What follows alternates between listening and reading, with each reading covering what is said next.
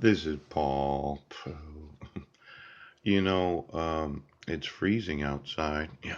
It's the 17th of January, 8:19, and they have a word in the dictionary called the hillbilly.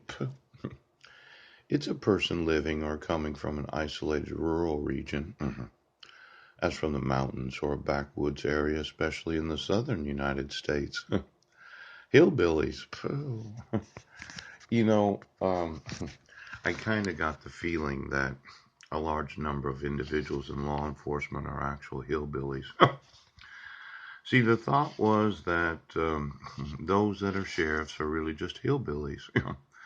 They live in rural areas where they don't have to enforce the laws. No, no, no. They can just ignore what the law says, and then they can fabricate crimes against you. Have you put in mental institutions knowing that you didn't commit a crime? Now, the word hillbilly has not always been, well, had the connotations of being a positive attribute of an individual.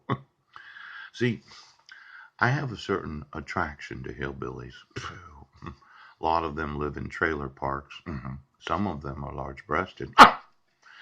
And I'm kind of wanting to buy some trailer parks today. Yeah. Now, we looked at the trailer parks, and I had known an individual that owned some trailer parks where somebody said, in my family, we pay for sex. Yes. In my family, we don't.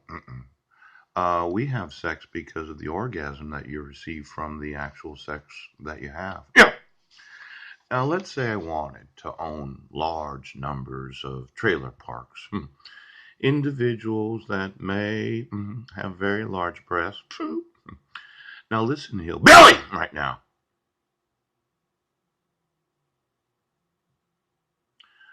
Your good old boy network has really upset me.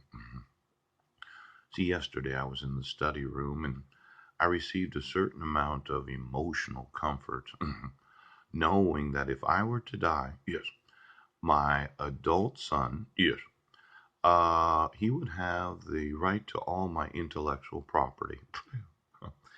And if you arrest me again for the false accusation of a crime, decide that I'm going to have another fraudulent mental health evaluation, yes, so that you can put me in a mental institution, it would be my adult son, yes, that has anything to say about my mental health.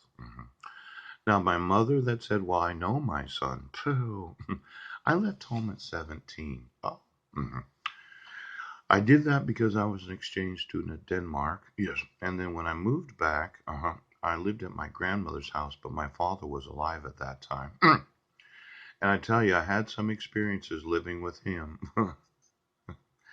And then, I made my own money. I kind of made my own way in the world. Yes.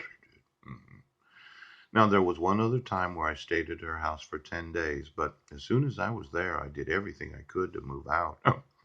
I lived above a Japanese restaurant. Yes. Where some of my neighbors were questionable. No!